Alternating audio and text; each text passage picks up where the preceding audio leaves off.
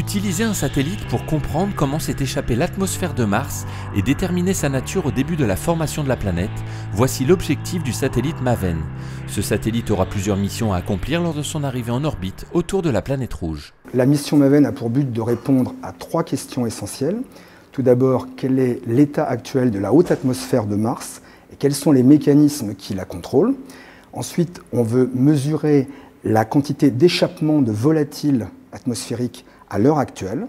Et enfin, essayer de reconstituer l'échappement atmosphérique au cours du temps, au cours de l'histoire de la planète, pour comprendre où s'est échappé l'oxygène et le gaz carbonique initial de cette atmosphère. Et pour réaliser sa mission, le satellite est équipé de 8 instruments, dont l'instrument SWI, développé et fourni par l'Institut de recherche en astrophysique et planétologie de Toulouse. Grâce à un système complexe de déflexion électrostatique situé à l'intérieur de ces petites grilles, guidant les particules jusqu'au système de détection, SWI va capturer et analyser les électrons du vent solaire et de l'ionosphère autour de la planète Mars et pourra ainsi livrer des données très attendues par la communauté scientifique. Les caractéristiques de l'instrument sont telles que nous n'avons jamais eu de mesure de ce type avec cette finesse de résolution en énergie ou en information sur la direction d'arrivée des particules qui permettent de comprendre de nombreux mécanismes, de nombreux processus qui se produisent dans l'environnement de Mars. Cette mission d'étude de la planète rouge est pilotée par la NASA et a comme unique partenaire international le CNES.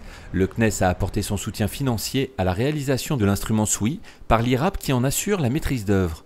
Une aide qui devrait apporter des précisions cruciales sur l'échappement de l'atmosphère de Mars. Si on peut remonter par intégration inverse entre l'atmosphère d'aujourd'hui jusqu'à l'atmosphère d'il y a 4 milliards d'années, on pourrait par exemple déterminer la pression qu'on avait à cette époque-là, et c'est fondamental. Si vous avez des données concernant la pression, vous pouvez remonter un effet de serre, vous pouvez en déduire une température, vous pouvez en déduire qu'effectivement l'eau liquide était stable. Donc c'est Follow the Water, c'est encore cet objectif, le slogan américain, qui est derrière la mission MAVEN. Mais avant d'obtenir ces précieuses données, il faudra attendre que la sonde MAVEN atteigne la haute atmosphère de Mars après son voyage de 10 mois vers la planète rouge en septembre 2014.